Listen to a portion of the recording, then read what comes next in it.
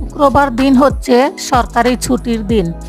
Office আদালত, school college সব কিছু বন্ধ থাকে, কারণ শুক্রবার দিন জুমার দিন। আমাদের মতো গরিবদের ঈদের দিন, তাই সবার বন্ধ থাকলেও আমার বন্ধ নাই।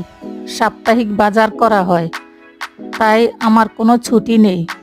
শুক্রবার দিন আমার মতো ঘরে থাকা গৃহিণীদের আর সাপ্তাহিক ছুটি তো দূরের কথা, সারাদিন কাজ করতে করতেই কখন যে দিন চলে যায় বুঝতেই পারিনি।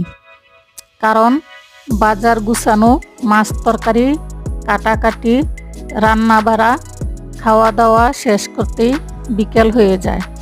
শুক্রবার দিনটা কি ব্যস্ততার মধ্যে যায় আমার, তাই আপনাদের সাথে শেয়ার করলাম। ধন্যবাদ পুরো ভিডিওটি দেখার জন্য।